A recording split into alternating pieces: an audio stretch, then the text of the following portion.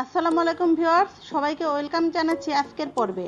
আজ আমি করে দেখাবো কিভাবে বাটার ক্রিম তৈরি করা যায় তার A to Z ফর্মুলা।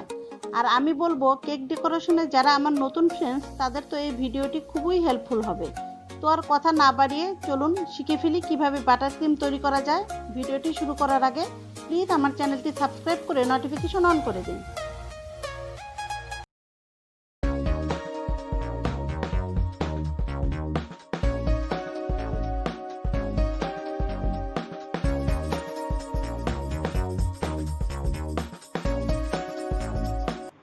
তো বাটার ক্রিম তৈরি করার জন্য আমি এখানে 200 গ্রাম বাটার নিয়েছি। আর এটা যদি আপনারা চায়ের কাপে মেপে নেন সেক্ষেত্রে 1 কাপ পরিমাণ হবে। ইলেকট্রিক বিটার দিয়ে আমি বিট করব। আর ইলেকট্রিক বিটার যাদের না থাকবে তারা কিন্তু হ্যান্ড হুইস্ক দিয়েও করতে পারেন, তবে সেক্ষেত্রে কিন্তু টাইমটা একটু বেশি লাগবে। তো ইলেকট্রিক বিটার দিয়ে আমি করছি। এক্ষেত্রে আমি একটু লোতে দিয়ে প্রথমে করব। আমার এই ইলেকট্রিক বিটারটা 5 পর্যন্ত হাই আছে, কিন্তু আমি এটা 2 দিয়ে করছি। প্রথমে একটু লোতেই দিয়ে করতে হবে। প্রতিটা স্টেপ ফলো করুন, তাহলে ক্রিমটা আপনাদের একদম পারফেক্ট হবে।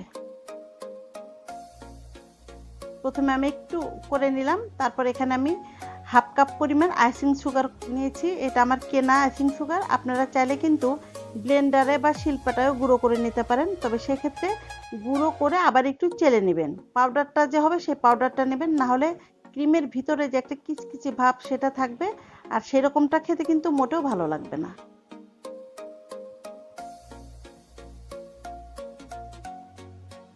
একটু ঘুরিয়ে ঘুরিয়ে আমি বিট করে নিচ্ছি। তো এই চিনিটা, এই আইসিং সুগারটা কিন্তু আমি তিনটা স্টেপে দিব, একবারে দিব না। একবারে দেওয়াটা ঠিক হবে না, অ্যাডজাস্ট হবে না তাহলে। তো আমি 3টা স্টেপে আইসিং সুগারটা ইউজ করছি। একটা স্প্যাচুলা দিয়ে আমি সমস্ত ক্রিমটা একসাথে করে নিচ্ছি, যাতে করে প্রত্যেকটা জায়গায় ভালোভাবে বিট হয়।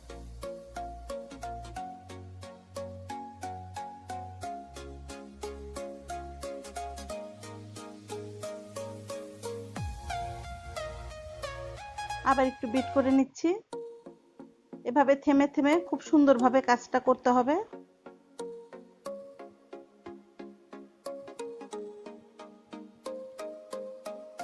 যখন আমার চিনি আর বাটারটা অ্যাডজাস্ট হয়ে যাবে মোটামুটি, তখন এসেন্স দিব। আমি দিচ্ছি ভ্যানিলা এসেন্স হাফ চা চামচ। আপনারা চাইলে কিন্তু চকলেট এসেন্সটাও দিতে পারেন। আবার সামান্য একটু বিট করে নিচ্ছি, জাস্ট যতক্ষণ মিশে যেতে লাগে এই সময়টুকু। এবার আমি লিকুইড তরল দুধ দিয়ে দিচ্ছি 4 চা চামচ। এটা কিন্তু দুধটা জাল দিয়ে ঠান্ডা করে নিয়েছি, ফ্রিজে রাখিনি। আর দুধটা অবশ্যই অল্প অল্প করে দিতে হবে আর দেখতে হবে, কারণ একবারে দিয়ে দিলে কিন্তু মাপটা বোঝা যাবে না, দেখা যাবে যে ক্রিমটা আমার লিকুইড হয়ে গেছে। তো এইভাবে অল্প অল্প করে দিয়ে আমার লেগেছে 4 চা চামচ। এবার কিন্তু আমার ইলেকট্রিক বিটারটা আমি একদম হাই করে দিলাম। 3-4 মিনিট করার পরেই দেখবো যে ক্রিমটা আমার এরকম পর্যায়ে চলে এসেছে। দেখে নিশ্চয়ই বুঝতে পারছেন, একটু থকথকে ভাব চলে এসেছে, নড়ছে না। দেখে নিশ্চয়ই বুঝতে পারছেন, এরকম পর্যায়ে হলে একদম পারফেক্ট হয়ে গেছে, আর করতে হবে না। তো আমি একটা প্লাস্টিক র্যাপ নিয়েছি। আপনারা চাইলে সরাসরি পাইপিং ব্যাগেও নিতে পারেন। আসলে পাইপিং ব্যাগটা ক্লিন রাখার জন্য আমি এই কাজটা করেছি, আর আমি এইভাবে ডেকোরেশন করি, তাতে করে একটা পাইপিং ব্যাগ অনেকবার ব্যবহার করা যায়। দেখুন এভাবে মুড়িয়ে নিচ্ছি। আর এই পর্যায়ে যদি কোনো কালার মেশাতে চান লাস্টে, তখন যে কোনো ফুড কালার আপনারা মেশাতে পারেন। যে অংশ হাতের সাইডে থাকবে সেটাতে একটু মুড়িয়ে নিচ্ছি, আর সামনের অংশটা একটু মুড়িয়ে নিচ্ছি। আর সামনের অংশটা, যে সাইডটা আমার নজেলের সাইড, সেই সাইডটা আমি একটু কেটে নিব।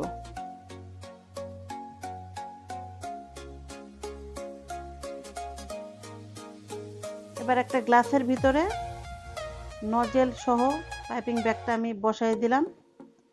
দেখুন এইভাবে যদি আপনারা ডেকোরেশন করেন তাহলে কিন্তু ব্যাগটা খুবই ক্লিন থাকে।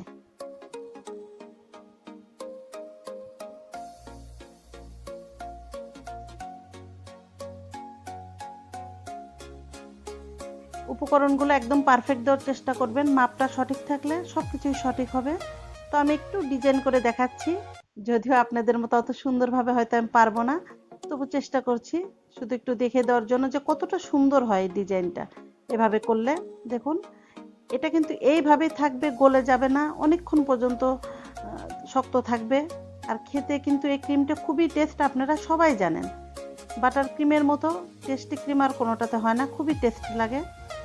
তো এইভাবে যে কোনো কেক আপনারা ডেকোরেশন করতে পারেন নিজেদের ইচ্ছা মতো ডিজাইন দিয়ে। আমি কিছু সুগার বল দিয়ে দিচ্ছি, বাচ্চারা খুব পছন্দ করে এইভাবে কালারফুল হলে, যার কারণে আমি দিয়ে দিলাম। তো ফ্রেন্ডস, আজ এ পর্যন্তই। আশা করি আপনাদের এই ভিডিওটা অনেক কাজে লাগবে। আপনাদের যদি কোনো রেসিপির রিকোয়েস্ট থাকে তাহলে অবশ্যই কমেন্টস বক্সে আমাকে জানাবেন।